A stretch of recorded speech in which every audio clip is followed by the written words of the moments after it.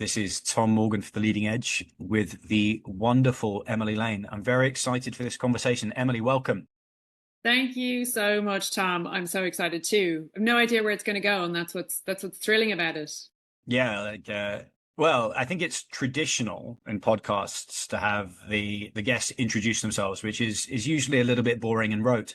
I think in your case it probably isn't going to be. So, Emily, just tell us a little bit about yourself. Well, I suppose the short story you'll figure out pretty quickly that I'm from Ireland from the accent. I do the short bio. So, like, I grew up in Ireland in a conservative part of Dublin. One parent Catholic, one parent Protestant, which is very rebellious back in those days. And it was quite informative in my world. Um, Fast track to going to university, studied English psychology, and then went into the corporate world and went as fast as my legs could carry me up the corporate ladder. And then got to a point of, a little bit of burnout, not once, not twice, but three times, where it was like, kind of took me a while to kind of get the message that my soul was trying to give me.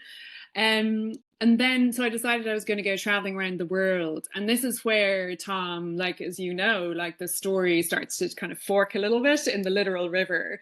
Because I had a death experience when I went traveling around the world. I decided I was going to take time out. I'd never had taken time out between college and university and starting work. So I thought, oh, I'm going to take a year. 2 weeks into that, we were whitewater rafting down the Pasasa River in Ecuador, and the boat capsized, and we had a freak accident. That death experience that I had informed so many things. It really threw me into an existential crisis where I knew that I couldn't go back, but I had no idea what I was going to. So the big questions come up, the last thoughts I had as I was having that experience just before I had left my body was like, oh my God, like what a beautiful place to die. Because we were in the jungle, I was alone, there was no one around. I'd been separated from the boat that was taken in a rip current downstream towards a waterfall where there was a fork in the river, and on one side certain death and the other side possible survival. The last thought I had was like, what a beautiful place to die. And then I thought, I really hope they find my body. This is the level of detachment from reality I had. I was like, I really hope they find my body, because it's going to be hard for my parents if they don't.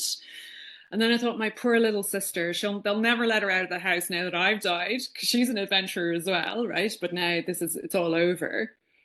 And that just as I was leaving, I had this one last thought, Tom. And that thought was like, oh my God, I just started living. I just started living because I felt the freedom of getting out of a social formula about what life should look like, and got into this feeling of traveling around the world, discovering new cultures, connecting with other people, and feeling something, some part of me coming online that had never been there before, and so, or had been hidden at least.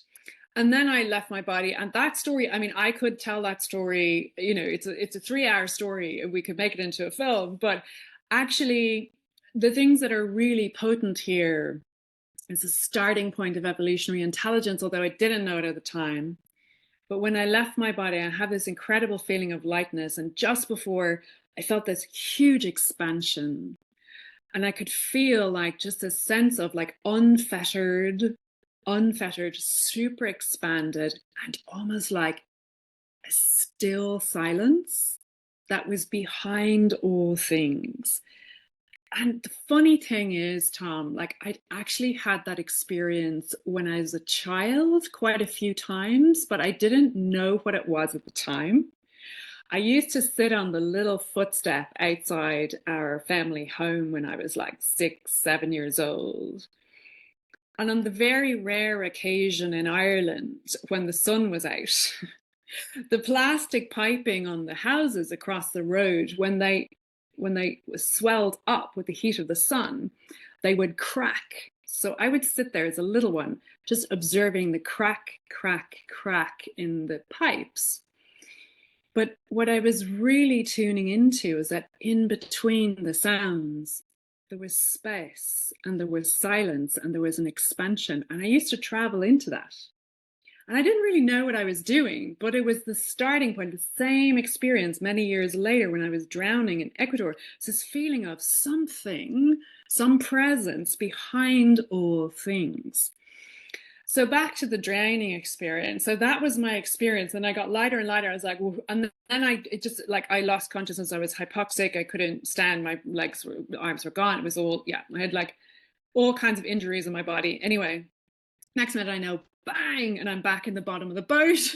And I'd been rescued at the last minute. And long story short, 9 Belgian people had drowned in that exact spot the previous year, but they didn't tell us that when we were signing up. So this really led to a literal fork in the river, and a literal, like, it's a perfect metaphor, because it started me off on an existential quest for answers. And I think probably you can probably relate to this, right? It's like, how come when I followed all the rules of society, got the good job, the good education, went all the way with my career, was doing good in the world, how come I felt so dead inside? And now when I'm feeling alive, traveling the world, how come I'm now feeling so like I just started, something missing, massively missing? So I suppose the long story short is that it catapulted me into a big quest to find the meaning of life. And it was a 20-year journey, but it started off with a little bit of naivety. And I think it's just kind of so sweet. Do you ever look back in yourself and kind of go, like, I love you so much, younger self, because, you know, the innocence of it. So I really, in my quest to find the meaning of life, I had no tools for doing that, because even though I'd studied psychology, that didn't answer existential questions. Religion hadn't answered existential questions because there were gaps in some of the pieces. So how do I find answers? And in my corporate trained left brain, I did the next logical thing, which was to create a spreadsheet to find the meaning of life. And what I wanted to do, my strategy was, I'm going to get all the top 10 Eastern philosophy books. This is before ChatGPT. And I'm going to take each one of those and I'm going to read each one. And I'm going to create a summary paragraph of each one individually. I'm going to track it on a spreadsheet. And then I'm going to, at the end, when I finished all top 10, I'm going to get a composite of all 10 of them. And then I'll have the meaning of life. And then I'll be able to get on with things because I'm busy, you know? Right. So this was kind of the first attempt, you know, the first step, and fair play, you know, looking back. And also, like, obviously it took a little bit longer. So it catapulted me into a quest. Very shortly after that, met a shaman who turned my world upside down, because she spoke words to me as an Aboriginal shaman who looked straight into me and told me words about my interior that I have no idea how she knew, because I hadn't said a word. So how was she reading my interior? It was deeply disturbing, you know, as a logical professional person. And I ran away very fast. See ya. Anyway, then I went into a big quest over 20 or so years, really researching every discipline that you can think, anything consciousness related: nutrition, shamanism, plant medicine, spirituality, meditation, like it's all there, right? All kinds of experiences, just fill in the blank, right? And at a certain point, then I began to really explore, how can we weave this back into practical reality? And that's where circling back into that wonderful training, the linear training that I'd had in the corporate world, actually became hugely important. So when I came back, what I was doing was creating connectivity between the mystical and the practical. And so I started to co-create these beautiful leadership circles. Around 2017, I began, and then 2018 started to create more momentum. And then since then, I've been continuing incrementally, lots of different iterations. Two more kind of touch points, I would say, is that kind of thresholds, like we all have thresholds, right? 2020 was a big threshold. I'd received what's called Shaktipat, which is a spiritual blessing, in 2019. Mid 2019, early 2020, Mum passed away. And it was before COVID, thank goodness, because we got to honor her properly.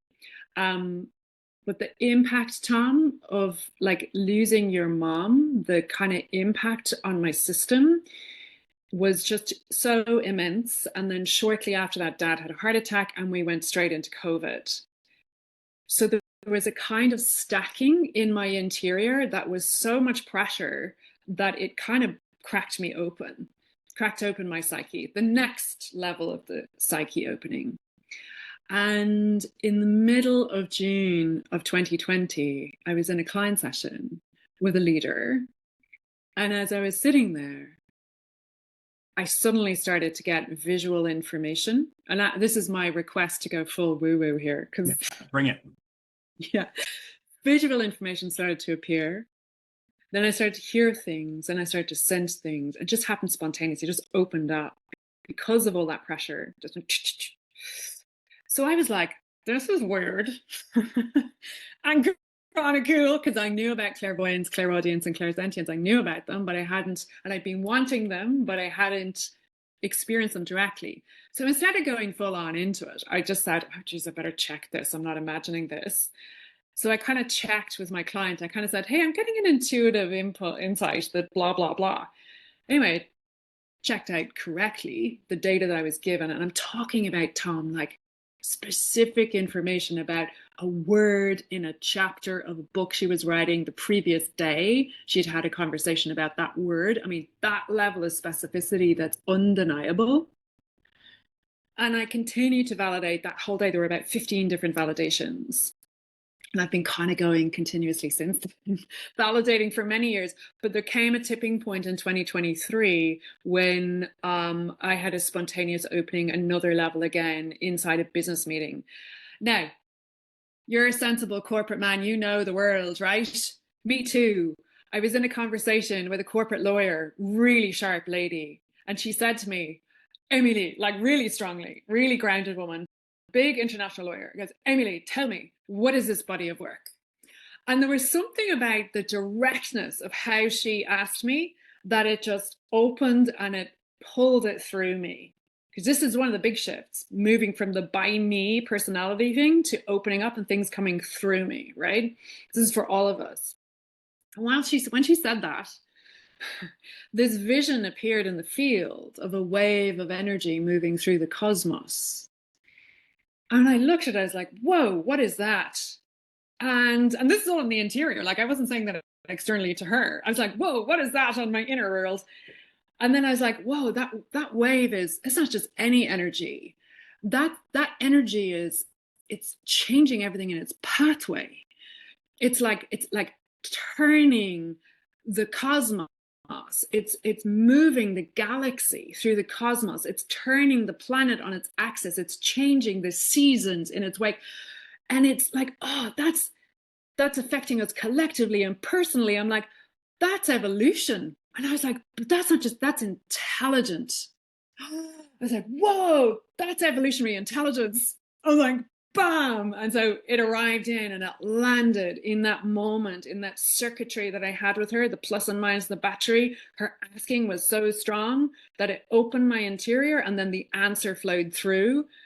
And it was so delicious because it was the let's say the icing on the cake. It was the culmination of all the preparations that had happened before that moment. And since then, I've been working with this beautiful force that's in the universe, which is evolutionary intelligence.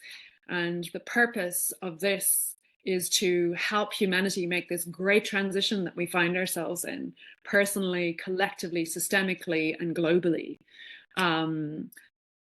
So I guess it brings us right up to today. I know it's a very long answer, but I hope it makes sense and resonates. And well, it makes sense to me. It was my experience. And I also can say I feel so glad, like, while I look back and I kind of go, I could have made those experimenting years much shorter.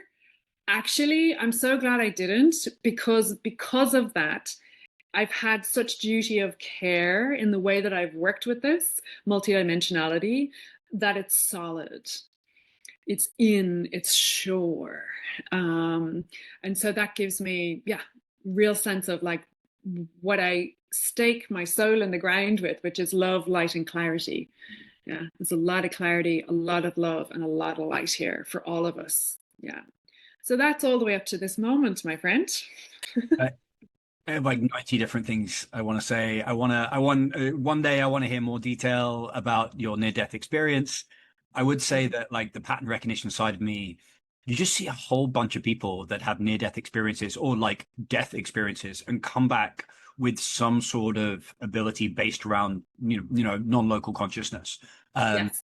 like I literally met someone last week, and it is a surprisingly ubiquitous pattern, which I've got absolutely no reason why. But also I really love the what you said about taking a while to bed it in. There's a lot of things like plant medicine around at the moment, and people do have these kinds of powers and capabilities that kick in directly after plant medicine. Sometimes they last, sometimes they don't. But then I always find that you can't necessarily trust the integration and the insights. And like, Yes. personal preference, I don't do those things, but I trust that the insights I do get are kind of slightly more grounded and I'm able to integrate them a little more, even though it's a much, much unsexier way of doing it. Which leads me into a question, or really the point of exploration, which is the reason why I'm so excited to speak to you, aside from the fact you're just obviously awesome, is this concept of evolutionary intelligence that, I met with a group last week and we were talking about how if you could only really get one idea into the mainstream of all of the crazy different rabbit holes I've been down over the last, 10 or so years, it's this idea of evolutionary intelligence. The framing I've always been drawn to is that you got your left hemisphere that's kind of abstracted from the world, and then you've got your right hemisphere that's connected to this evolutionary intelligence, which is I've called it the most taboo idea in Western culture, that because it implies that there's something, benign and more sophisticated than our intellect, which is a very, very heretical idea. But interfacing with it has been the thing that has improved my life the most from like a deeply Mm. practical perspective. So like that's maybe a jumping off point for us. Like, what is evolutionary intelligence for you and how do you interact with it? And how can people listening to this interact with it as well? Mm. Beautiful. Fair play. So many different, I have so many things I want to respond to as well. Okay, to answer the question directly, let's take it from this perspective. So you speak about left and right hemisphere. We're at a time of, and I will answer the question directly in a very practical way, but I want to create context because context is everything. It's so important at this moment in time. Mm-hmm. So we, as we know, are at an absolutely crucial moment in the evolution of our society. Our planet's going to be fine. The only question is whether or not we get kicked off or not, right? We have this so-called meta crisis, which is actually a meta opportunity for evolution. I'd like to reframe it as a meta opportunity because it's causing us to collectively focus and open up to new ways of being, new ways of acting, and so on. So if we think about consciousness itself as rising like a water table, yes, no one escapes. It's affecting all of us. It is creating this change, right? So up until this point in time, humanity has been what I would call matter locked in its consciousness, right? And so you speak about the left brain, definitely directly connected to it, logic, linearity, tangibility. If it's not tangible, it's not real, et cetera, et cetera. And yet, that's so illogical because there's a massive bypass that's happened unconsciously in our society. And that massive bypass is the structure of the atom, which is the building block, fundamental building block of our reality. It's a scientific fact. We all agree, right? But the structure of the atom is 1% matter, 99% energy, which means that you and I are 1% matter, 99% energy. And the same is true of our organizations, social systems, culture, and indeed planet. It's all 1% matter, 99% energy. So how is it possible as a society that we have put 100% of our attention on 1% of the equation? How is that possible? This is the genesis of matter-locked consciousness. And it's where we limit ourselves entirely. So if we are to have an evolutionary leap, which, let's be honest, nothing less than that will do at this moment in time with this meta opportunity that we have, if we do not shift our our orientation from matter to the whole picture, we basically won't make it, because we will lock ourselves into that which we already know. So we are masters of linearity. We are masters of tangibility. We are masters of the logical and therefore the known, okay? The tricky thing is for the intellect is that the evolutionary leap requires us to turn towards the other 99% of reality and move into the intangible, the energetic, the unknown, and the possible.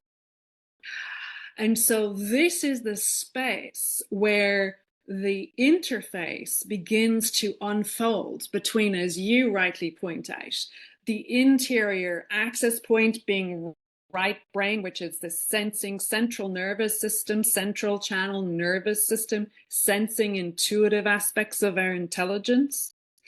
But this is so key to get beyond the limitations of human intellect and to recognize, right, that it's very obvious that there's a hugely more sophisticated intelligence that's birthing planets, galaxies, stars, etc., that's running the cosmos. And the big blind spot that we have is that we have maybe not realized or perhaps forgotten that it's not just happening at the celestial body macro level. We also have a personal relationship with this energy that is moving worlds, that is birthing galaxies. And so this is the first step, the context, and then the mental understanding of the logic of the structure of the atom, the personalizing into the interior. That left brain is great. We're not losing intellect. We love intellect. We need sharp minds, and we've already got them because we're practiced. So the evolutionary leap is actually into the other 99% of reality to understand, hey, hang on a second, maybe the opportunity is here in the thing that we've not yet mastered. And so this is where evolutionary intelligence comes in. Evolutionary intelligence is the force itself behind all things, that great scientists like Max Planck, like Albert Einstein, spoke about brushing up against this thing. That, once every great scientist will truly great scientists will recognize that beyond a certain point, you brush up against something that is the spirit behind all matter. Einstein's words, right? And it gives me goosebumps. I got goosebumps even now, like feeling that, right? Right? So there's a logic to the magic.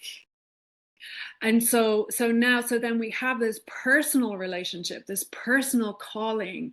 And so the question is, how do we now begin to recognize not just the personal, although it begins there, but also the collective, and then also beyond that, the calling to systemic change? And how can we create direct relationship, which is with the unified field, but with a specific force within the unified field, which is that call to evolution within our own interiors, right? So this is so delicious because it opens us up, and like, again, just going to go there because it's the opening up, not just into the energetic world, but also to the spiritual world.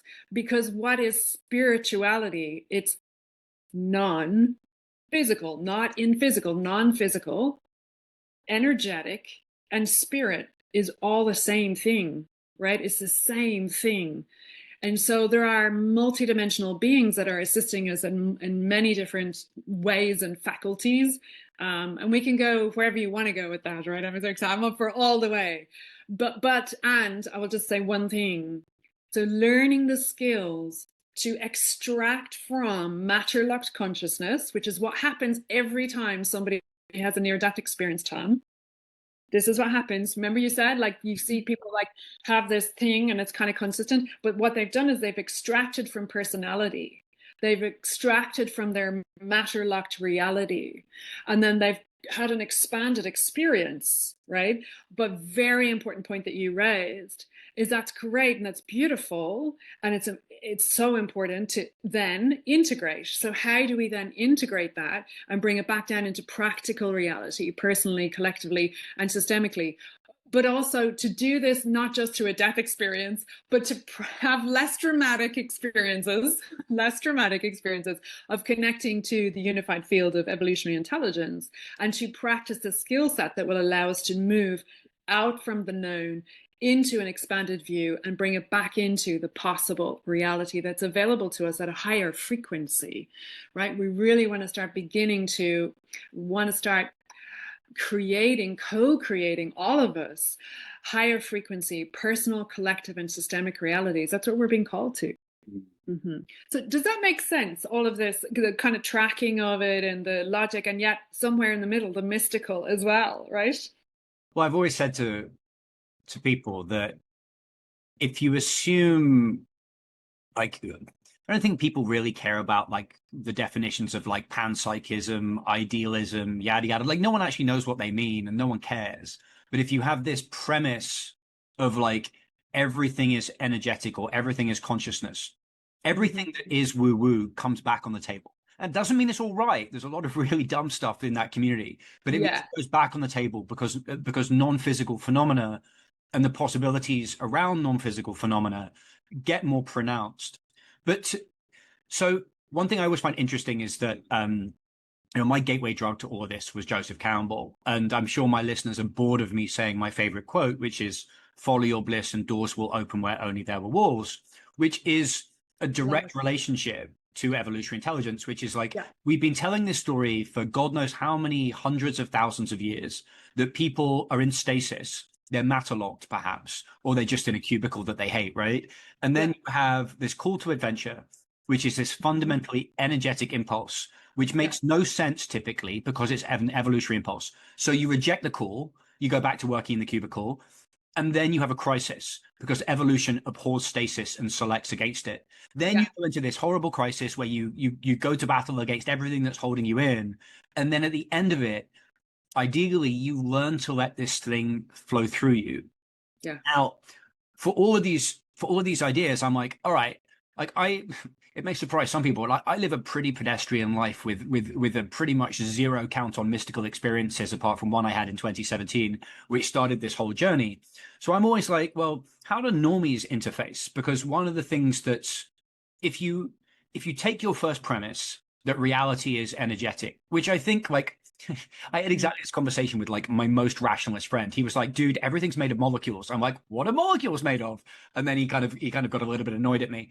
And then you have this thing where two of the smartest people in my community who are both very grounded, they're like, if you want to get yourself out of a stuck place, what you do is you start an energy diary.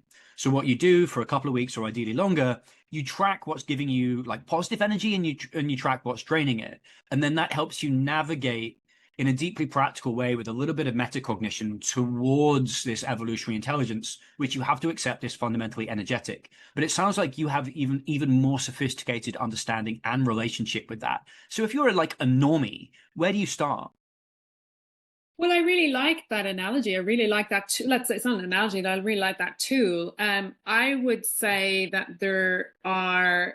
So I'd like to build on that tool. I think that's very cool. I'll just give you kind of like my version, and then I want to go to maybe a toolkit a little bit as to how we can begin to integrate. And I'd love to also go to the super mystical as well, because I'd love to share some experiences with you because they're wild.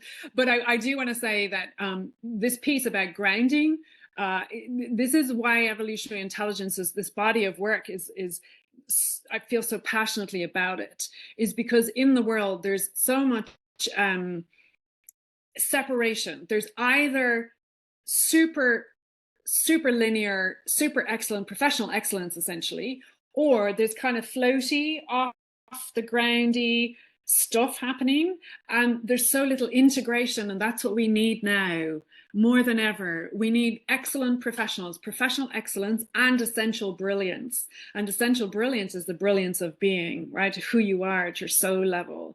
And so it's allowing the light and radiance of who you are to flow through unobstructed, connected to the divine source of who you are in your soul codes, right? While you're operating with professional excellence. And so that's a piece I really want to bring in. It's like having logic and magic, right? It's having like for things to make sense and resonate. Then you know you're working with all intelligences in your system.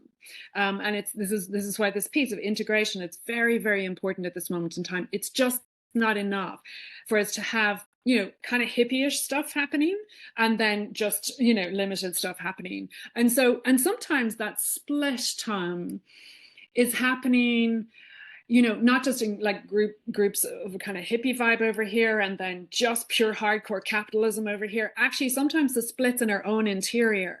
So like I know in Irish culture growing up, I was like, we go to mass on Sunday between 10 and 11, and that's when we say our prayer, like, and that was my context, right?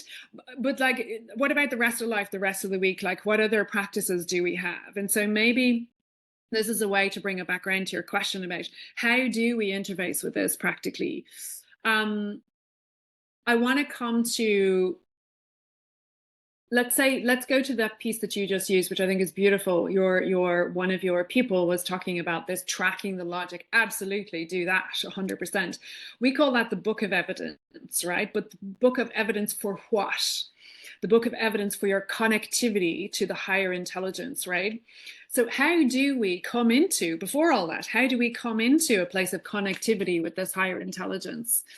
So for me, there's a kind of a very clear process. Number one, there's the process of stability, right? That's personal stability. And personal stability comes from practices, right? Comes from practices, daily practices. And there's lots of different levels of practices, but let's come to the architecture of you.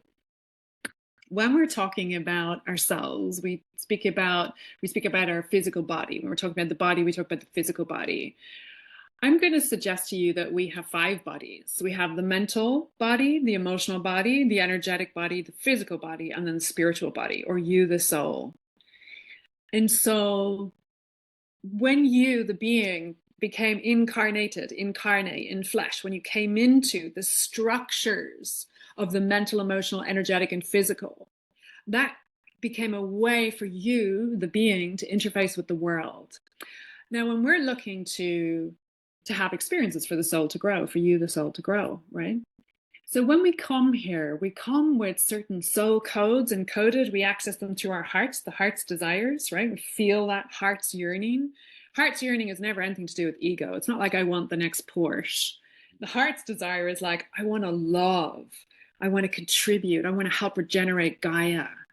That kind of coding goes in here. So when we're building our practices, Tom, we want to speak to all 5 bodies. A lot of time we think of it just as a mental practice, but there's very important steps that we include all 5 bodies. So we want to look at mental mastery, emotional mastery, physical mastery, energetic mastery. And then when we get those 4 bodies, the containers, the architecture for our experience, into alignment, into coherence, in sounding one note. Yes, one note, not mixed messages going on, one note, then the soul can come through. So what about the practices that we can co-create, that we can create as a way of being? Very simply, beginning the day with morning practices is really important. There's different ways you can do this. Morning practices, on-the-go tactics, and evening practices. Now, these are ways. And one thing I really want to stress is that, because I know for me, when I was going through different steps in the process, I kind of got to a point where I was like overwhelmed with the amount of tools I was supposed to be integrating.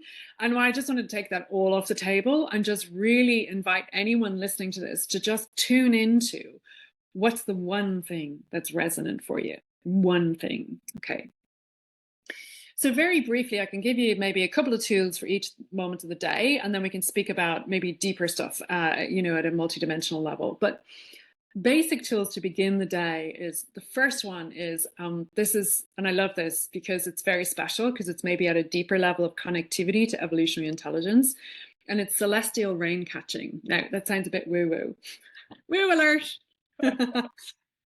But all it is, very simply, very relatably, is that when you are just waking up and you come to the half space, the liminal space, before your thinking mind comes online, there's a window there where the unconscious mind is open, where you're kind of half in the dream state, and when you've got greater connectivity to the field.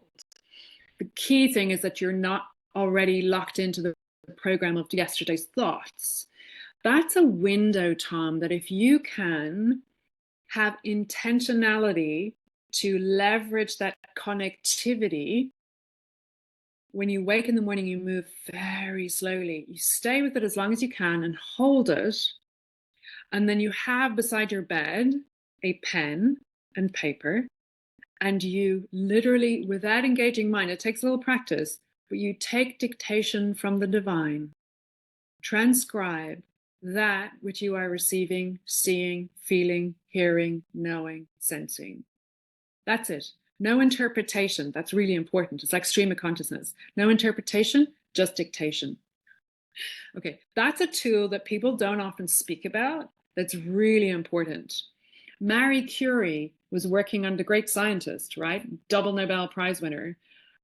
She was actually working on a challenge for, I think it was 3 years, 2 or 3 years.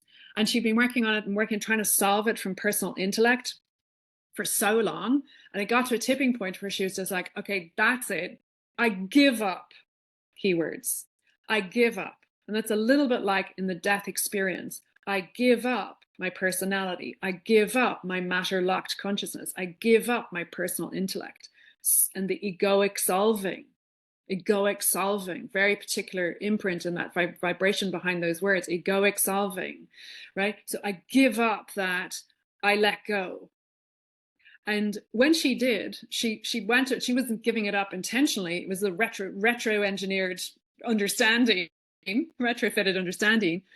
She woke in the middle of the night in kind of a trance, went over to her desk, picked up probably would have been pencil at the time, pencil, went over and just wrote down the solution, but kind of in a trance, went back to bed and fell asleep. Forgot she'd got up in the middle of the night, woke up the next morning, went to bed her morning, and then passed the table and saw the answer written down.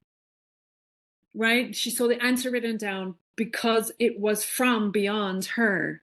And the key thing is she let it go. Einstein operated this way as a way of being, actually, as a way of being. He was searching for patterns. You talk about pattern recognition, searching for patterns and taking observations from nature. The indigenous people do this. They watch the flow of nature. Yeah. I last year for my series, I interviewed this guy, Dr. Stephen Larson, who is Joseph Campbell's biographer and collaborator. And when I stopped recording the interview, he was like, "Oh, have you heard of Emanuel Swedenborg?" And I was like, "Nope." And he was like, "Oh, he was probably the greatest visionary of all time." I was like, "Wait, what? What?" And anyway, the TLDR on Emanuel Swedenborg is that he lived in like the 1700s. He completed knowledge, right? Like there was only so much science you could know in 1700, so he just read it all.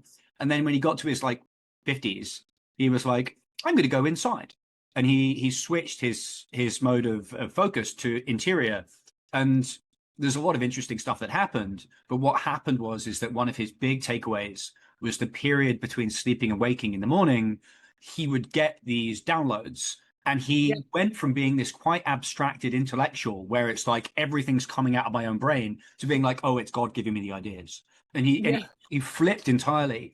And what's weird is that, as woo-woo as this all sounds, this is how I operate now, which is in a much less sexy way. But like, I'll often get all of the ideas for my new articles, or just the resolution of the ideas I've been playing with, first thing in the morning. And I guess what I need to do is, I do sleep with my phone away from my bedside, but I think I'm going to start putting it in a next door room, because otherwise I'm going to truncate that period. Right. Good words. Good catch. Amazing. Good for you. Oh my God. I remember hearing this. This is exactly on point, Tom, like super on point. This is it's the most golden hour of the day. And it's usually not an hour, it's usually a few minutes, but you can run off that then if you follow it. I do remember this very funny story from one of the great teachers in the personal development arena, Dr. John DeMartini. And he always talks about how he's read, I think it's like 28,000 books or something, and how he met this one. He's like full on dedicated intellectual, and he's genius at that piece. But I remember him so specifically describing how he met this amazing woman who subsequently became his wife. I think her name was Athena. And when he first met her, he was like, "This woman's lazy," because she would stay in bed for like 6 hours a day.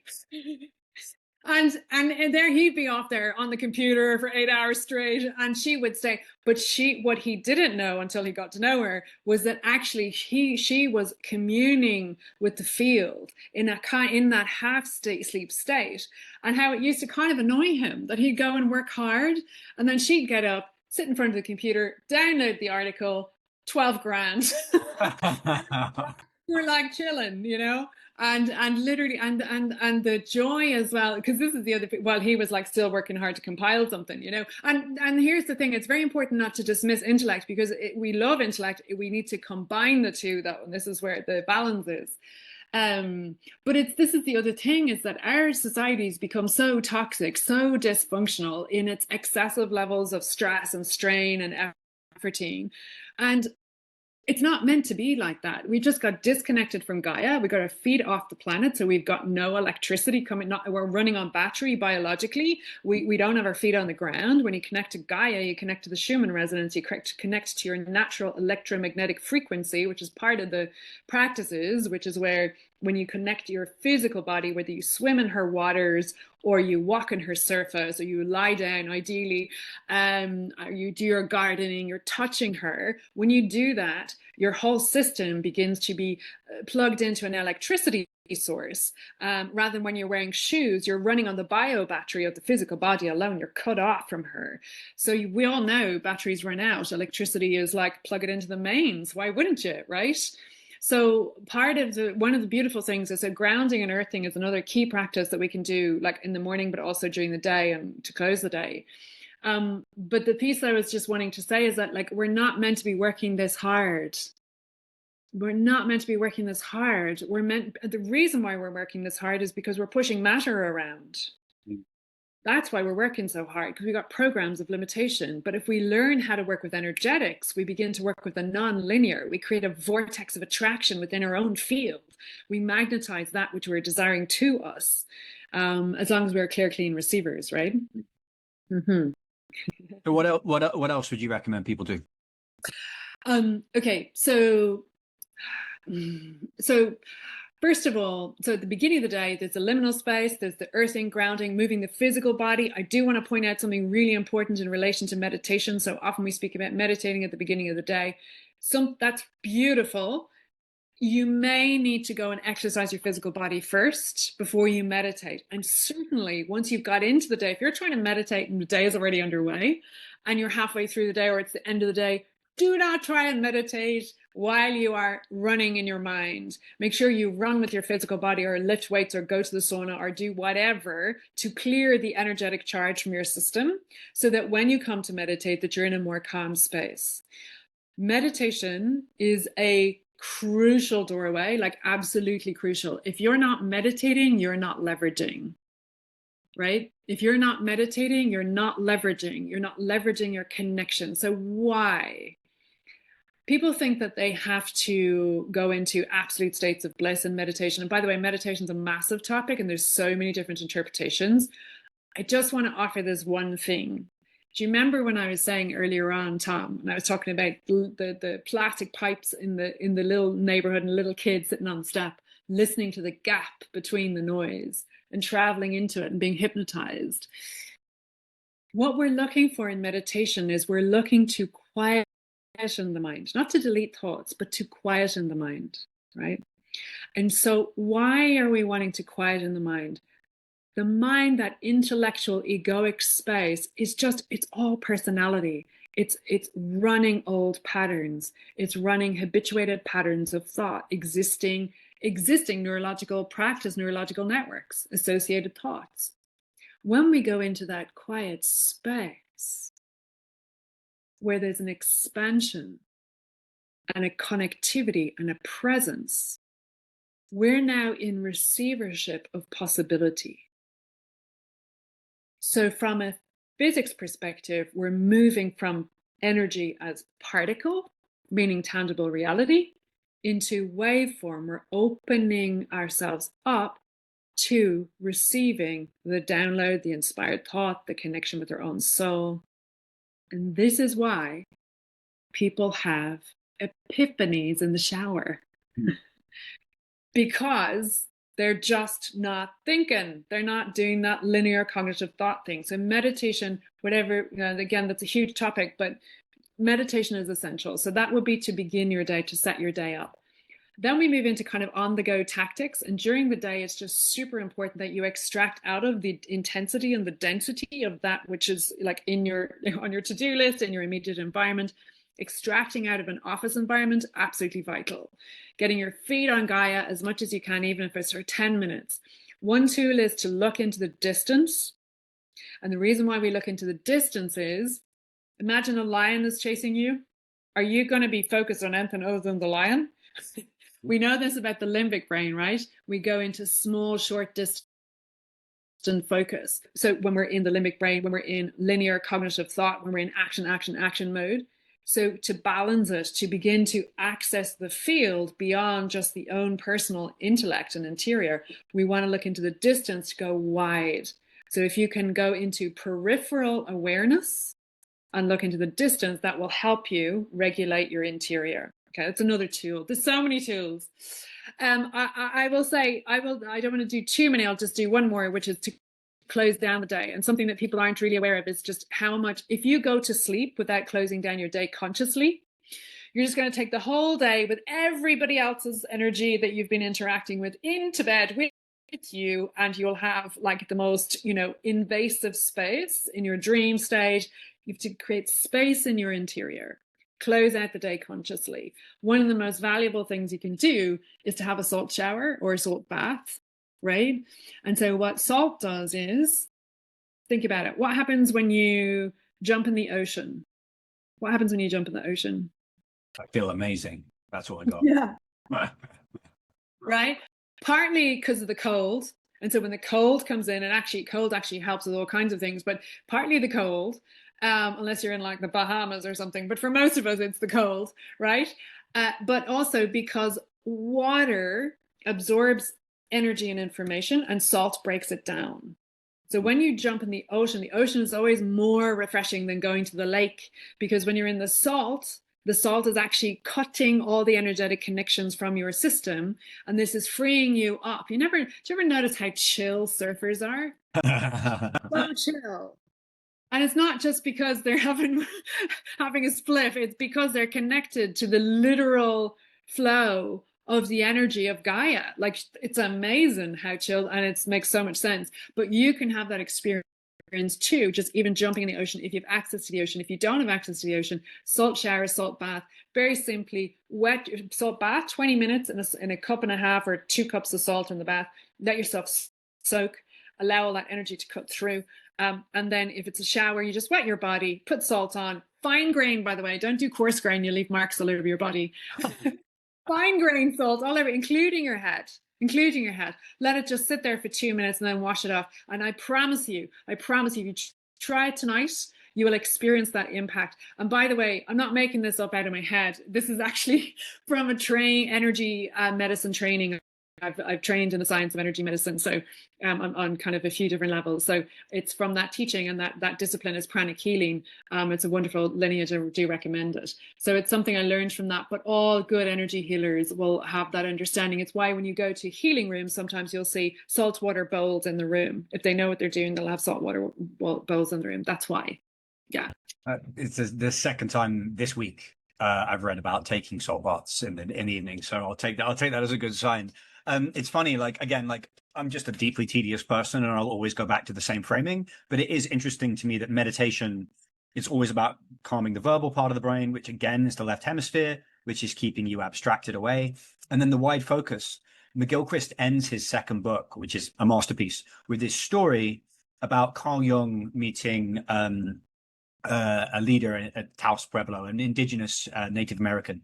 And the Native American says, the white man is doomed. And Carl Jung says, why? And basically the leader takes his hands and puts them wide, and then brings them in front of him to a narrow point, and says the white man can only see one narrow point ahead. And then later, one of the same guys who witnesses this meets a German billionaire.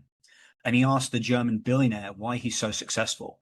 And the German billionaire brings his arms wide and basically pulls them together to one point and says, because I only look at one point in the future. And it's interesting because softening your gaze, I always think of like when we were kids, you had those magic eye drawings, right? Like you could never see them. And then when you really soften your gaze, you see the full picture. And that for me is how like that interaction with the world is. You're looking out to the distance, you're softening your gaze and you're opening things up, which again is this right hemispheric thing, which opens you up energetically. Totally, totally, totally. 100%. It's beautiful. Great. I love, yeah, that's absolutely beautiful. Just to add into that then, Thomas, that piece about the heart and the heart's intelligence, and we speak about heart-brain coherence, because this is just the first step. The stability piece is just the first step. Then it's about opening the heart, and the heart allows for wide gaze. Yeah, when the heart closes, there's like immediate focus. What's the threat? And if we think about how we work in business, so there's competition energetics. We have to move from competition to collaboration if we're going to make it as a collective. Yeah, it's time to move out of personal development to collective transformation. And that means moving from competition to collaboration, right? So that's going to require a loosening, a softening of this grippiness that we have because we're terrified we might lose something, and an opening of the heart and understanding, like a deep knowingness at a cellular level, that we are all interconnected and that really we have to come together now to really help make the shift. That requires an opening of the heart, a softening of the gaze, and the humility to actually tune into the real context for our existence, which is not just our local area, not just our country or even this planet, but beyond this planet. We are on right now a spaceship that's called Mother Earth, flying through the galaxy at what, 6,000 miles an hour? Like at this moment, this very moment, our context is much bigger, and evolution is everywhere, including on our interior. So we just really need to tune into that and understand that even though it's difficult, like any good practice, like lifting weights at the gym, it's difficult initially to extract from the known. But if we really want to make it as a collective, but also enjoy the journey, that impulse, that higher intelligence, which comes through like as your soul, like those impulses, the calling for you as a soul, as a human being, that impulse, it's gonna have its way with you. You can go against it, but in the end, you will join it when you make your passing, right? You will join that evolutionary impulse when you have your transition. But why wait till then? Why not go with the current? It's like fighting the current of the ocean. Like, good luck with that, because the ocean's more powerful. So like, we've got to tune to how do we surf the wave of evolution and enjoy going through that tube, instead of actually trying to fight the current, which is higher intelligence and is asking us to pay attention, right? So life can be so much more joyful, more fun, lighter, and much more fascinating than by going with evolution than trying to go against it. There's an awful lot of suffering going against it. Mm-hmm. I think that also gets lost in a lot of the po-faced spirituality for people that are trying to sell you things, right? Which is like my life since I started being driven much more this way is just like so hilariously fun. I find myself in Aspen. I'm going to Japan in a couple of weeks. Like the people I meet, the conversations I have, like you, like there are people that are driven by this energy, and you can see it in their eyes. You can see it in their lives. Like the linearity of being in a cubicle that a lot of people think is their destiny. Like you would have to pay me $3 million a year to go back. And I don't even think I have a price anymore. I don't think I have a price to go back under the fluorescent lights and work for somebody else's time. Like, anyway, right. Enough of a rant. So you said there's stability. Is there somewhere else you want to go from here? Yeah, heart coherence, right? So that heart-brain coherence. So there's loads of scientific research to back this up, by the way. Heart-brain coherence is essentially where the heart and the brain begin to synchronize together in their patterning. And it creates it creates so much greater well-being, greater cognitive capacity. So all kinds of like greater access to creativity. There's so many levels to it, but I think the piece that's often missing or not spoken about is that the heart, and this is again at an energetic level. So energetics are super important, remembering that 99% of reality is energetic, right? So the energetic piece that's often missing out of the heart-brain coherence conversation is that when you actually look at the structure of the heart chakra and the structure of the crown chakra, again, this is from pranic healing, so I really want to honor that lineage. So the heart chakra actually matches the center of the crown chakra. So it actually fits in like a lock, like a key in a lock, right? So when you begin to open the heart, the crown begins to oscillate. So the heart oscillates, and then the crown oscillates. And when you open the crown, when the heart opens, there's greater connectivity to the non-physical, the energetic, and that's where you get connected to the spirit world. And that's where you, the being, the soul, now we're going and fully like, I'm asking permission, but not really. I'm going to ask for forgiveness later, whatever that expression is.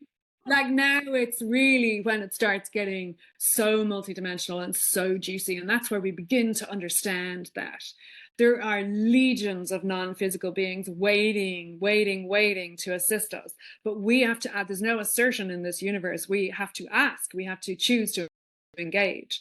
And yet there are signs, and I'm sure you've had your signs. I had an astonishing call one time, many years, a couple of decades ago. This is wild, but it was like, there's so many mystical experiences. I could go on an absolute bender now talking about the experiences I've had because I love them so much and I'm always looking for them. But one that was very early on in a very concrete way, pardon the pun, was when I was crossing the road in Sydney one time. I was like standing on the edge of the pathway, which is the sidewalk for the Americans, right? So I was standing on the sidewalk, and as I was just about to step out, next minute, this shard of energy, like it was like a bolt of lightning, ran straight down through my body, all the way down through my face, like an electric voltage that was just beyond words.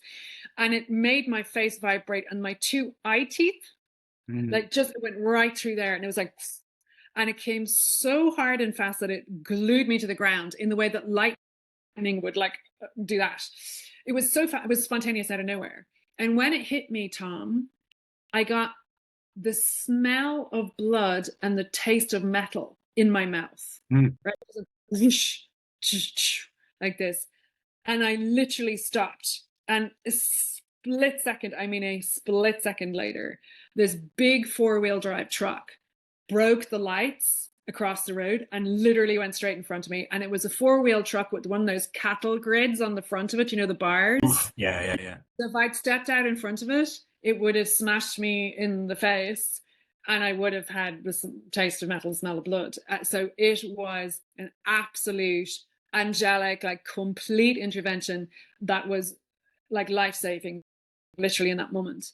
I had another one where I was many years later driving down the road very early in the morning, the country roads in Ireland, bit naively because I'm actually from the city, and it was winter time, and I'm driving down the road at like 50 miles an hour, which wasn't fast, but it was a country road, and there were about 5 cars behind me, which is kind of a lot at 5 in the morning, but anyway, they were behind me. I was driving along, and next minute I hit black ice.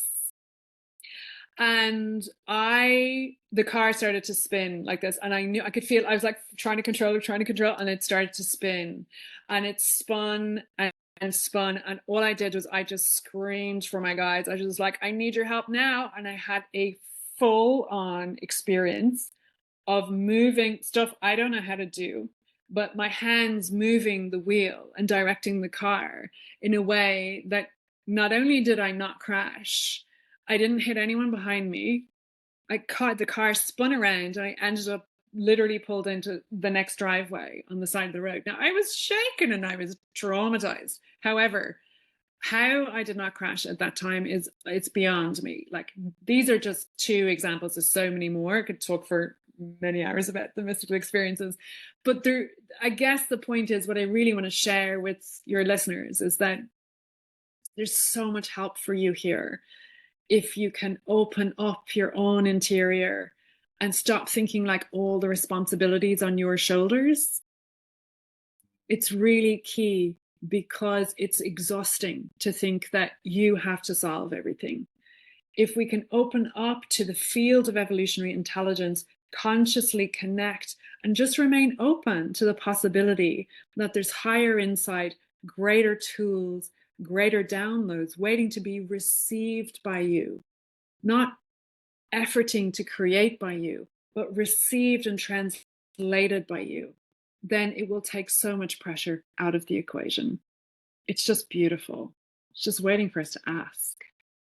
So conceptually, right? Like as I said earlier, if you start to see energy as primary, then the idea that there would be entities and beings, negative and positive, again, comes back on the table. But Yeah. there's this dynamic that I've run into all the time as someone who straddles my previous life of, where this would all have sounded like absolute nonsense. But I also like interface with that community a lot as well. Yeah. It's this very, it's anger.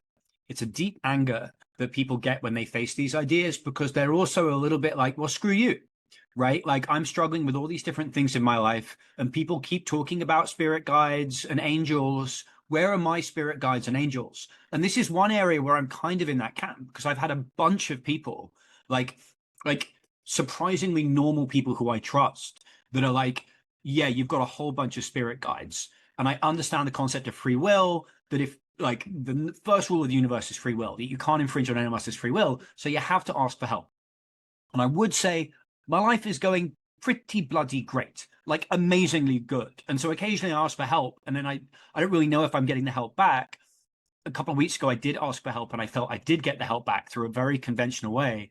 But like the utterly unfair question I'm going to ask you, that's impossible to answer, but I'm going to do it anyway, is how do you know, or can you know, that like you have spirit guides? Like it worked for you, but like how does someone start to find out? It's a great question. I love your framing. That's an impossible question. I love it. But yeah, how do you know that you have spirit guide?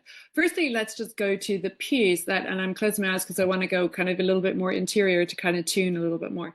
So this is beautiful territory, firstly. Firstly, just to say that, that piece about permissions is really, really important, Tom. And it's very important because if you think about, if every being that wanted to give you help just gave you help all at the same time, you'd be splat on the ground with the amount sent to you. You wouldn't be able to handle it, right? None of us would be able to handle it. So that's the first thing. So the permission, but I'm going to talk about the process. Maybe how do you know is about understanding the process of how you connect. Perfect. Because if that makes sense. Yeah, it's really helpful. Yeah. So one thing is to be aware. First of all, we follow the logic that everything is energy. When we're in the energetic space, we're non-physical. When we're non-physical, it's where we begin to get access to the higher frequency beings, right? So let's put it this way. The skill set of learning how to connect with which spirits is very important, right? Or which frequency of spirit is very important. As one of my teachers, Master Stephen Coe, would say, there's no SEC in the spirit world. Yeah. Right? There's no regulatory body saying, look, so it's up to us to understand the skill set, to develop the skill set, to be able to connect with this field of infinite possibility. So one of the ways, or the absolutely essential way, would be to begin by understanding that you have frequency power. So that means that your choice of what frequency you're connecting into is the starting point. Now, how do we do this? We do this through something called an invocation. An invocation is essentially, lots of different ideas around it. In a nutshell, invocation is calling in higher frequency beings that are within a specific frequency range, right? And so I remember one time when I was working on a business project, this woman, this partner I was co-creating with, she turned around and she said to me, okay, this is early in our relationship, we're going to invoke, right? Because you wouldn't start working without invoking, would you? And I'm like, oh, no. I'm like, what's invocation? Right? Because like, who knows this stuff and who teaches this stuff in the business world, right?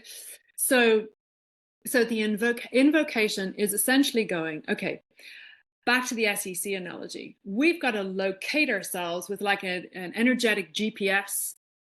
That means that we need to locate where we want to, what frequency we want to be attracting the beings from. Yeah, what frequency we want to occupy.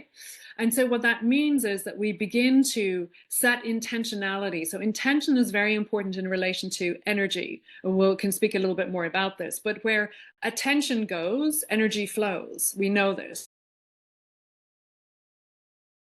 This is a fact. This can be. We can speak more about that. So essentially, we're setting the intention of who we're wanting to connect with. And the first being you want to connect with is your own soul, your higher self, your divine spark. Because the bottom line is we want sovereignty here. Yeah, sovereignty. So we are learning how to become more expanded souls, essentially more evolved souls. So that's the first place, is that verticality. But then you may have particular consciousness threads that you might like to work with. For example, Christ consciousness is one that I work with, very important to me because it's got such a pristine center point. Now, I'm not talking about religion. I'm talking about the consciousness of Christ consciousness, right? So that unconditional love piece. There's also another line of consciousness, which personally I do love to connect with, which is the Buddhic teachings, like as you would hear Buddhism, which is the principle. Really, I create my reality and I'm connected to the universe. And so there's a consciousness around that. Buddha, Kuan Yin, goddess of love and compassion, and so on. So there may be some beings that you particular streams of consciousness that you particularly like to connect with yourself. I strongly recommend working with Archangel Michael. Archangel Michael really is well known for helping with the crafting of clear boundaries, cutting energetic cords, creating a safe space, a protected space, not in the sense of defending against anything, but just creating clear boundaries, right? So I always work with him. It's very important for me to work with him. So sovereignty with your own soul, then connection into the lines of consciousness that you want to attract, and then strongly recommend working with the beings who are known to be like masters of specific disciplines. And there's lots we can talk about in detail about that, or you can research who those archangels are and so on. Archangel Raphael, Uriel, Gabriel, and so on. They all have different specialties. So the piece that's so beautiful here is that, let's say you don't relate to any of those. Let's say there's no relationship whatsoever in your awareness, or you don't even want to go there. That's okay too. What you do in your invocation is you call in the frequency that you want to embody. So for example, I call in the frequency of divine love, divine light, divine clarity. They're the three that I work with. You may have yours. You might want the frequency of grace, the frequency of compassion, the frequency of forgiveness. And so you work with the frequency that you want to embody and connect with, and that you maybe want to learn from, get some support from. All of this is available to you like a current in the ocean. They're like currents in the ocean of consciousness. Yeah. So this is the starting point for invocation. We can go deeper on it, but I don't want to overwhelm people. But this is just this principle. What is the principle? The principle is no SEC in the energetic world. We want to have a energetic GPS. That means we want to locate what kind of frequencies we want to connect with. Within the frequencies, you can call in at the pure level, just the frequency of love, light, clarity, whatever vibration you want to occupy. And then you can also, if you want to go further, call in the actual direct assistance of your personal guides, of your particular teachers who may be in those lines of consciousness or other lines of consciousness. Yeah. So it's about tracking your own system's resonance and just trust. And that's another word that's coming through here from one of my teachers, is like that thing of trust, that if you feel resonance, even with these words, that this is a transmission that happens to come through another human being, but is really a message from your soul to you. Well, I heard someone say the other day, I always have to caveat that I'm at least a presumably normal person, but I don't think I am anymore, because I have a painting of Archangel Michael above my desk, done by a woman who does paintings of angels, and I felt called. Didn't really know. I knew Michael was a voice, but I felt called to have him above my desk, and it's a beautiful, beautiful painting. Oh my God, I've got an Archangel Michael necklace here. You can't even see it. Literally an angelic necklace. Yeah, unbelievable. Yeah. But I did hear someone say that if you call in Archangel Michael, he's just going to point you upstairs, right? That this idea that like I don't know where my relationship to all of this stuff is. When I think most people I speak to have the same arc, which is that they went through like the either not questioning it magical thinking stage of religion, or the not caring stage of like Christmas and Easter style religion. Yeah, yeah, yeah, Then yeah. then you go to university and you realize that's all idiotic and there's no God, and you become like a college atheist. And if you're lucky, you grow out of that and you start to realize that, oh blimey, it's all metaphorical, and the metaphors point to something that's actually archetypally real. For me, I'm still in some sort of weird liminal space, but I do think about it in the context of evolutionary intelligence, which is the paradox of wanting. That's something I realize over and over again, is that I think I'm probably very stupid when it comes to knowing what I want. Because if I look at the history of my life, there are things that I want, right? I want my business leading edge to become more loving and more resilient and full of good people. But that's a want I hold very lightly, because what I've realized is that evolutionary intelligence is like indescribably smarter than me. And if I start wanting things that lead me away from that direction, you go off the rails really fast. And everyone intrinsically knows that, right? Like if I Yeah. want to be a managing director by 32 and have 5 million in the bank, and then you get there and you're like, oh shit, I've wasted my life, right? Like I speak to those people like 10 times a week. So everyone knows it's kind of dumb. The thing I've started doing every so often is prayer, which again, like I feel like a little triggered by. But what I pray is, "Thy will be done." I finally understood that, right? Which is like evolutionary intelligence, God, whatever you want to call it, whatever thing triggers you the least, make me a tool of that. And then that makes people think, oh, that's going to be not very fun. And what I've found is it's literally the most fun outcome, right? Thy will Right. be done is literally the most fun outcome at all times. I'm not saying it's all roses, but it's definitely it's the most fun timeline. Yeah, absolutely. Okay, so let's go into the logic of why that is. Because, and this is beautiful, Tom, and thanks for sharing that because it's gorgeous. It's like next level. It's beautiful. So yeah, so why would prayer and thy will be done? Jeez, I didn't think we are going to go all this way, but this is deadly. Listen, if people are still listening, we're an hour and 20 minutes in. They're in for the ride now. We can get pretty weird. Yeah. Let's go all the way. Yeah.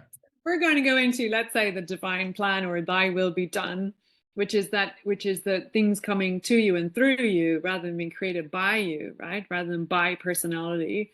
Um, why is it logical that it's more fun than ever? Because higher frequency society, higher frequency systems, higher frequency organizations exist on a higher frequency of thought. And so what gives you higher frequency is following your bliss. It's back to Mm. Joseph Campbell. So let's invert it. If you want to be able to hear the divine more clearly, follow your bliss. Because as you do follow your bliss and you raise your vibrational frequency, you literally connect in with the noble thoughts, the ideas, the vibrational possibilities that are just waiting for you to hook into that frequency like on a radio dial in order that you be able to download the information that's waiting for you there. I always say that crack is a strategic imperative, and I'm not talking about cocaine. I'm talking about the Irish word crack, meaning fun. Why is fun a strategic imperative in this mode of conscious creation with the divine? It's because when you have crack, when you're having great fun, when you're alive to life, when you're not thinking about anything, you're just present in the current moment, feeling aliveness, the current of life moving through you, you are open and at the frequency where the divine can say hello in the form of a barrel tube that you're surfing through, or the beautiful person in front of you that you're laughing with, or the flowers that you're smelling, or whatever it is. You are present to life. When you have the crack, when you have fun, you let go of the noise of intellect, the noise of ego and personality, and you come into the infinite beauty of the possible, of the divine right there and then. It's actually very simple. I was about to say easy. It's not necessarily easy, but it's definitely simple. But we've got to demystify the mystical and make it practical. And that's what we're here to do. Yeah, I mean, if there's any skeptics still listening, one of the things I think about is the idea of combinatorial explosiveness, which is effectively any environment you inhabit, particularly if you are like have a sophisticated form of consciousness like humans do. There's an infinite number of options. Yeah. And if the world is energetic, then it makes sense that whatever intelligence programmed this, if it's not just a random series of of atoms and dirt and it's all like a random coincidence, if you assume that that's maybe not what's going on, then the right path would feel better. Now you have to be really careful, right? Like, there's crack and there's crack. Like, crack cocaine probably feels pretty good, and the crack feels great, but in a more meaningful and wholesome way. So, Yeah. like, it doesn't mean hedonism. And I think that part of No. becoming more energetically sophisticated is Yeah. understanding, what a higher frequency call means relative to something that's going to kind of pull you apart in the long run. Yeah, there should be no price, Tom. There should be no price to the crack. There's a price, a big price to pay by snorting cocaine all weekend. There's a huge drop in vibration as a result of that temporary lift. Now, it's understandable how the temporary lift can sometimes come in the earlier days of experimentation. But then, and this is another piece I want to say, is that it's also, we're not bypassing contrast. So we're not bypassing the benefit of struggle and suffering, not wanting to invite that as the way of being in the world. I think we need to evolve past that. But we are also not going to bypass and say there's benefit to struggle. If you look at your journey, right, and I look at mine, and anyone who's listening, if you observe yours, like, you will already know that you learned and evolved through contrast, and you are the person you are today because you took the turn of the evolutionary spiral. And like in this conversation, Tom, when I listened to when your journey, I know your journey and what brought you here, and the tremendous pivot that you had to do in order to be able to align with the evolutionary calling, and fair play to you for doing it in the most extreme circumstances. So contrast has served us, right? And we want to, rather than kind of looking for challenges or looking for contrast, we want to align with flow and have the most fun possible at the highest frequency possible. And when we fall off our surfboard, that's okay. There's a lesson to learn, but we get back on the surfboard. So we locate ourselves in the correct direction, in the optimal direction, which is onwards and upwards. Yeah. I've said this many times, but I keep coming back to it, that like, in all the woosphere stuff I've consumed, particularly more recently, the thing that's really helped me the most is this idea of soul lessons and earth school, that you basically make a set of pre-incarnative choices to come here and learn lessons to either reverse some karma or to Yeah. just essentially get more loving and creative and do what you love in service of love. And then it's made me much more resilient to adversity. I haven't had anything really badly go wrong since I've had this view. We'll see, right?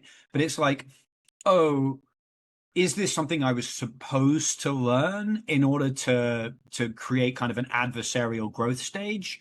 Or is this something that's just me being dumb, right? And not listening to the messages? And I think that there's an interesting balance that I still don't fully understand, which is like, if you ignore evolutionary intelligence, the lessons get worse and worse and worse. So, and that's why a lot of people end up with near-death experiences, or like me, like horrendous periods of depression where, like, Yeah. God shouts to us in our pains, as C.S. Lewis said.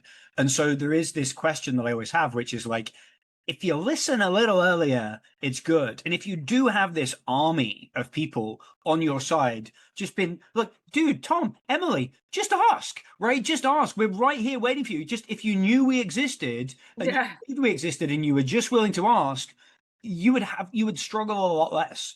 And that really speaks to a lot of the meaning of my life, which is like, it's unnecessary suffering versus necessary suffering. Like, this Yeah. necessary suffering that's part of your curriculum that you're just gonna have to go through. And then Yeah. there's the stuff that's ignorance that, like, maybe you can address through just experimenting. Like, I really love this idea of the book of evidence, that when I felt I was for a long story, but I had a delusion that I was damned for a long time, and part of me still does. And um it was about, I felt during that stage that I had to actually believe that Jesus was born on this date, was crucified on this date, was resurrected 3 days later. Otherwise, I was damned. I had a bunch of like earlier stage Christians be like, if you don't believe in Jesus, you are going to hell forever. And when you're in a relatively impressionable psychological state, you believe it. It's no longer an abstract idea. You do have this idea of burning in hell, and you are already psychologically burning in hell. So it's an incredibly easy proposition. But instead, I now frame it as the book of evidence, which is, yeah, you're going to have to make the first move. You're going to have to make the first move because you don't get shit for free. But once you make the first move, you can look for evidence, right? And Yeah. the world provides you evidence back. It may not provide you double-blinded, randomized controlled trial evidence. In fact, it usually doesn't, but it will provide you evidence if you're willing to give it a chance. Yeah, 100%, and really nicely put. Um, I guess the question that might be useful is maybe just to briefly just say, how does that evidence show up? How does the universe speak to us, right? So I think there's many, many ways, but if it's useful, like one of the ways is synchronicity, obviously, right? So Yeah, yeah, the Archangel Michael, you've got Archangel Michael on your wall, and I've got yeah, him. That's not coincidence. yeah. You know what coincidence means? It's the perfect coincidence, the perfect convergence of two dynamics at the exact same time at the right moment together, right? So it's coincidence. And so coincidence is like synchronicity, actually. It's got intelligence behind it. There's a convergence point with subjective meaning for both of us that happens to converge at a moment in time. So synchronicity is one. The other thing that is really common in the Book of Evidence is highlights in conversation. So you can be chatting to somebody and then they say something and it seems to sort of jump out at you. Mm. Jumping out at you, pay attention, because that is a vibrational, your system is picking up on a vibration where your inner being is saying to you, this message here, right? So that's kind of like in conversation. That same thing can happen when you're walking in the street, walk into a magazine store, and you can see a title jump out at you. Or so you come out of meditation and a couple of minutes later your kids say something to you and it has a ping to it. These are all ways that the universe is talking to you vibrationally, right? It's a skill set to begin to recognize that there's a connection between the intentionality, the asking that you have, these different ways of communicating, and then the feedback loop that you can bring your book of evidence to you in a more quantifiable way. So it's about following the energy, as you said. You said follow your bliss. Kind of core edict within evolutionary intelligence is follow the energy. If the energy is light, expansive, and upward in terms of vibration, it's aligned with a light, expansive upward direction.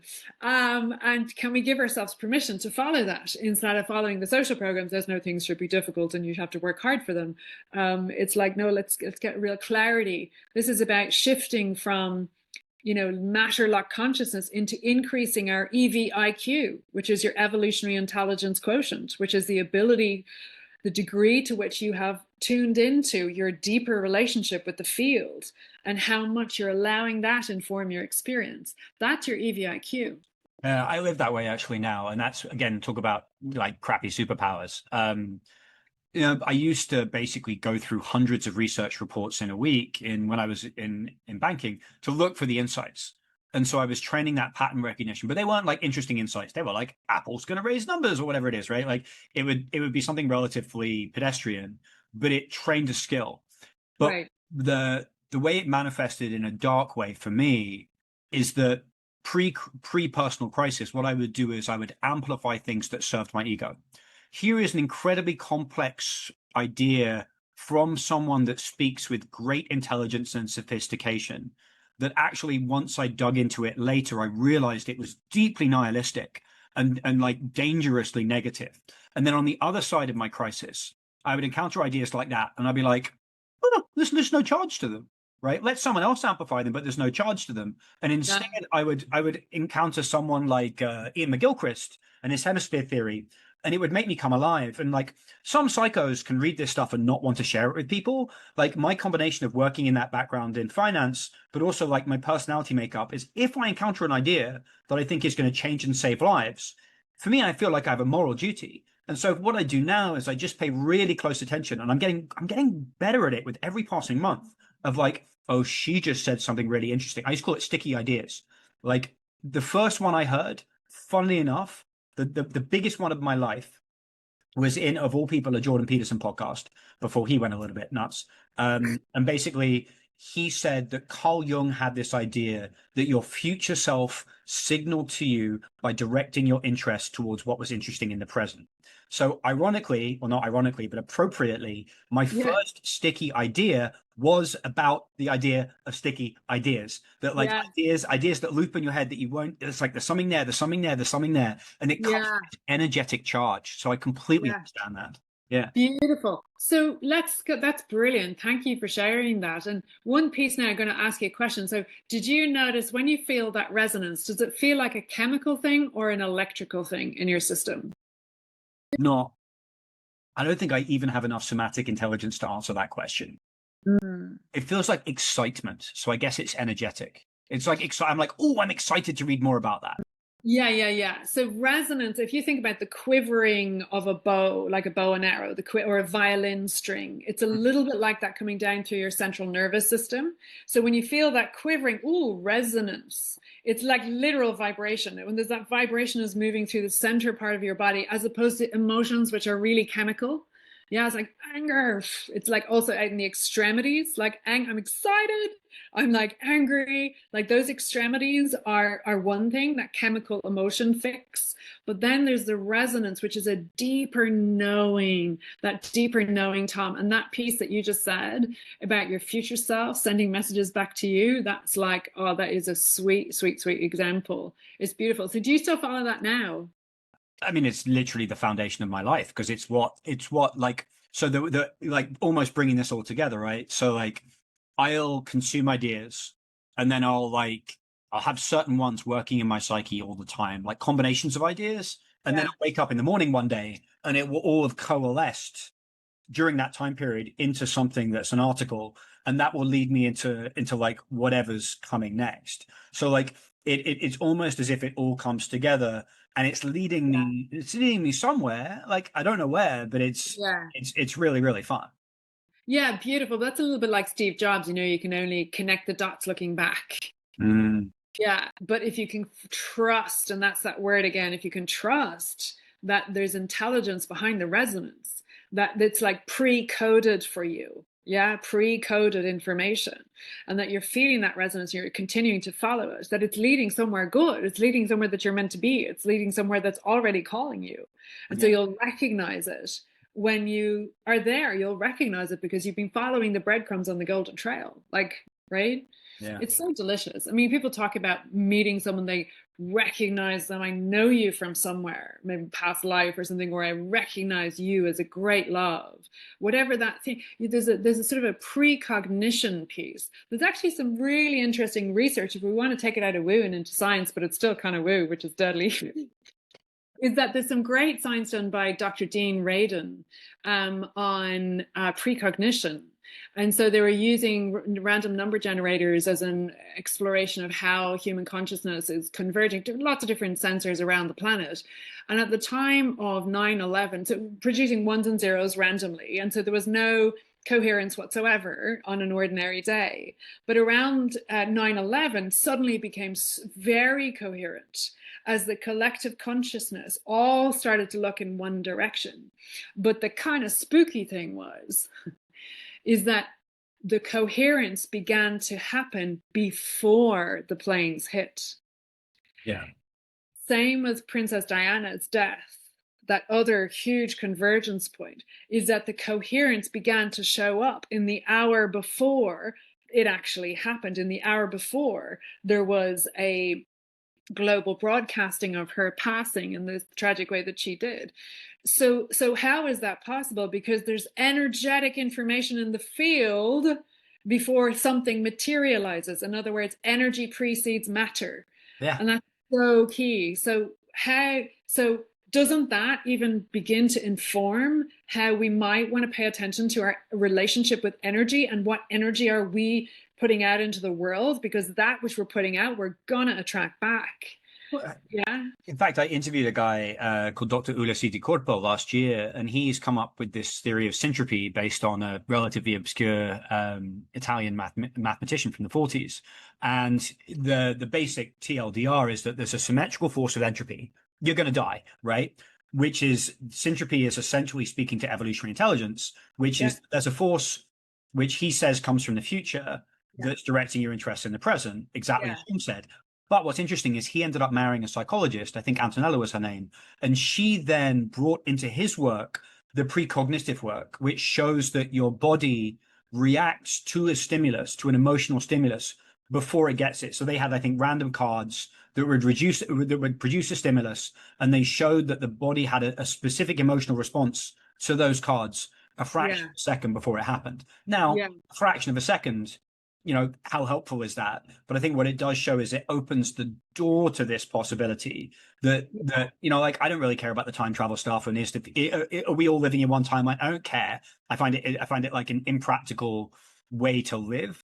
But the idea that your future self is guiding you in the present, I find Yeah. is highly practical because it opens you to the possibility that these evolutionary intelligence signals are coming to you with a high Yeah. degree of intelligence from either your future self or God or whatever you want to call it. 100%, Tom. And the thing is that if we really look a little more closely, we'll see that it's a sensing intelligence, right? In that instance, that before they saw the card, the system began to react, the body began to react to it. So, but how? It wasn't through intellect because it hadn't physically seen it. Mm. So it's an energetic sensing intelligence, and that's why the building of the capacities, the skill sets to be able to sense into the emerging future. This is it. It's like sensing into the emerging future. So if we talk about AI, for example, we look at AI, and there's lots of controversy about AI, it's, of course. However, there's also an evolutionary perspective, which is that if we look at it through the lens of one facet, nevertheless, however, let's look through it. The lens is that AI is going to take care of all of the traditional cognitive linear processing, data processing that we have had to labor for so long. And so what are we left with? What's going to distinguish us is going to be our capacity to sense, because AI is working with the known, yes, brilliant, genius derivations and complex possibilities within the known. Nevertheless, it's not holding the future. It can't, because it's working off the data that we've given it. So the singular thing that we have the capacity to do, that AI will never be able to do, is to sense into the emerging future in the intangible unknown and pick up those vibrational frequencies and then download them into practical mental models, new systems, new coherent aligned action, and material reality. That's something AI will never do. And that's really essential. But what's funny is it relates back to this point as well. I look at AI and obviously I'm a little bit freaked out about it, but I think that one of the ideas of AI, one of the uses of AI that might work, assuming you have a lot of discernment around it, is using it to identify patterns and lessons you may be missing in an entirely backward looking way. And then in a Yeah. forward looking way, there's this white space that no one seems to have claimed in the corporate world, which mystifies me because I'm not interested in doing it, but there's billions of dollars there, which is great. How do you become more right hemispheric? How do you do what you're doing in terms of helping people really lean into this? And you can do it in a 1 out of 10 woo way, and you can do it in a 10 out of 10 woo way. I did a series last year that started off at 1 out of 10 and it ended up at 10 out of 10, right? There's a lot of different there's a lot of different ways you can do this. The thing that freaks me out in a very straightforward way though is that, like, so here's a random thing that happened to me once. I once started reading a book called Complexity by Waldrop, and it's about the founding of the Santa Fe Institute. And it is, in my opinion, a really dull book. It's like, here's this economist who came, and here's this systems theorist who came. And yet I was like utterly, utterly transfixed by it. And then in the last chapter, they talk about how life is this balance between order and chaos. And there was something in there that stuck.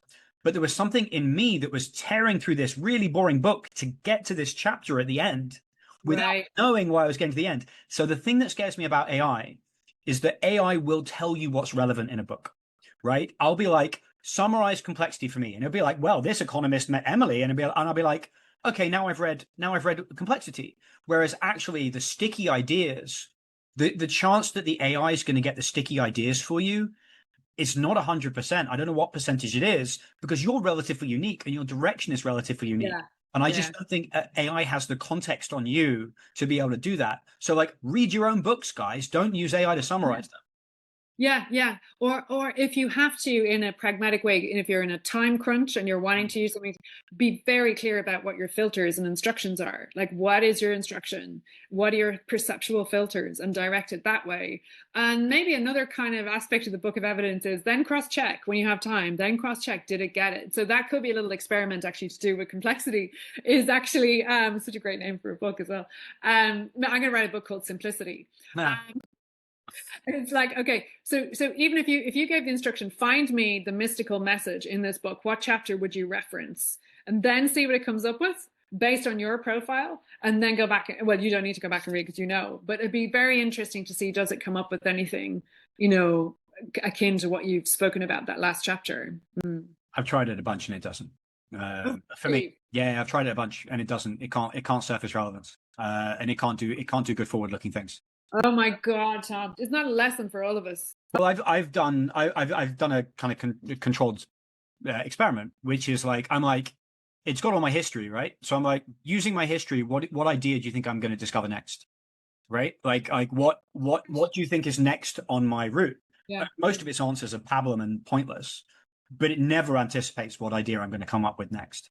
And the danger is that it would actually misdirect me. But I think I'm strong enough in my intuitions to not let it do that. But it shows it can't be on that edge of chaos. It can't. There you go. That's exactly it. And so I'm really glad you're saying this, because this is then going to the point where people are becoming hypnotized by technology and giving their power away to technology in many respects.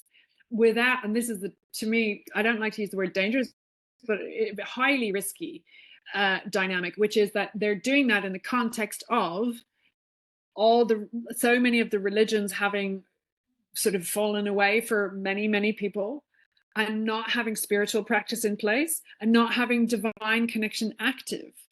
So it's like the only benchmark is this technology, when in fact the divine intelligence is so superior, as we know, because AI would only have come through via the divine, the minuscule subset of the divine. So I think there's a wider context here, Tom, in terms of like our social design, our social architecture going forward, is that if we don't have the divine in the mix, like, we've forgotten nature, we've forgotten who we are and where we've come from. And the really key thing is going to be saying it in language, delivering it in language where it's relatable and practical and everyday, and not too woo until you want it, and then you can go all the way. Right? But it needs to be logical, structured, and progressional in a way that's testable.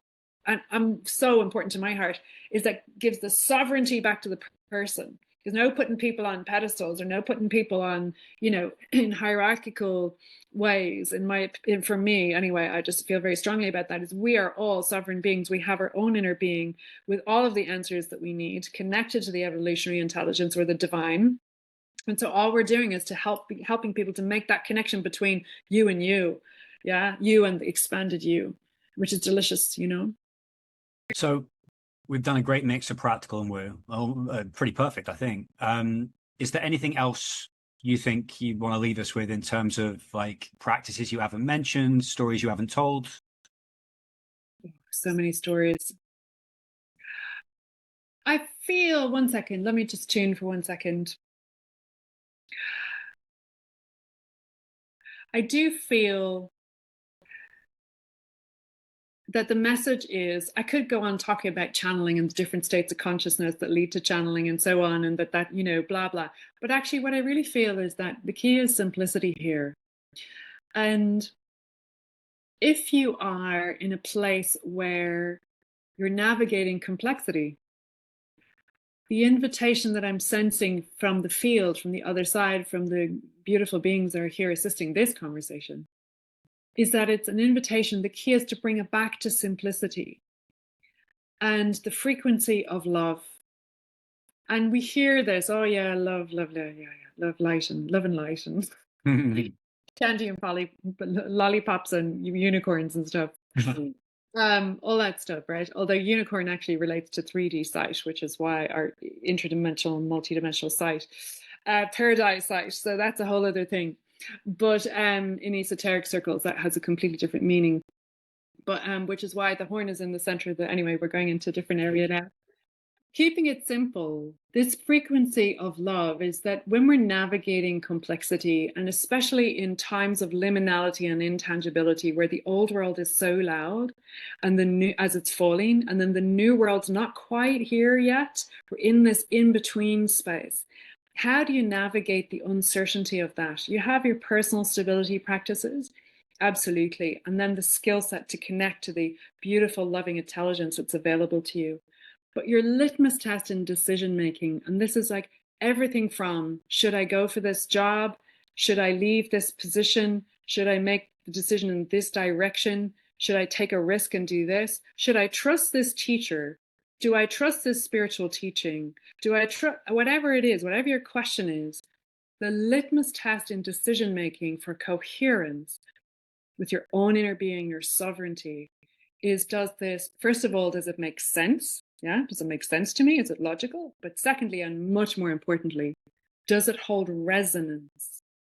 If it makes sense to you logically and it holds resonance, meaning it's vibrating through the center of your being, meaning that your heart opens, meaning that your energy field expands, meaning that the vibration uplifts, then you can trust it as part of your path. And so this is just cutting through all the noise and all the practices and the tools. This is really center point. That's all you need. Follow that energy and then all will be well. Yeah, because your inner being already has all the keys that you need. Truly. That's just beautiful. There's this allegedly channeled text called Conversations with God by Neil Donald Walsh. Yes. And he just says, if you're ever facing a tough decision, ask yourself, what would love do? And I use it. Like, I use it all the time. I'm like, oh no, I already know the right choice. It may not be the choice I want to make because it's what would love do. And I think there's something else you said that's really important. And I think it's something I've written a lot about recently, which is there's a great quote from Wendell Holmes, which is I wouldn't give a fig for the simplicity on this side of complexity, but I'd give my life for the simplicity on the other side of complexity.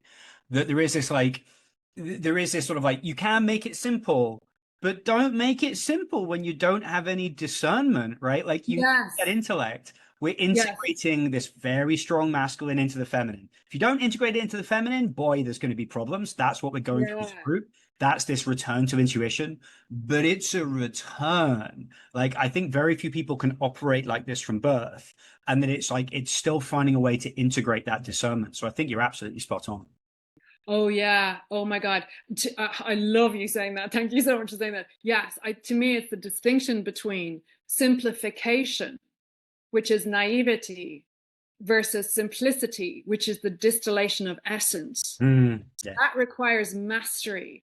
So, for example, mathematical theorem can be written in 25 pages or it can be written in a single sentence. The master encodes into that one sentence what's written in the 25 pages. That's simplicity. I think that is a beautiful place for us to stop. Emily Lane, this has been exactly what I thought it would be, which is wonderful. Thank you for joining. Thank you, Tom Morgan. Thank you so much for really being such a pioneer in bringing this amazing conversation that you're bringing with the leading edge, actually bringing all the pieces together and creating a space where we can have a more expanded view of life and as a result become more potent and more impactful. Yeah. So thank you so very much. Really appreciate you. Thank you.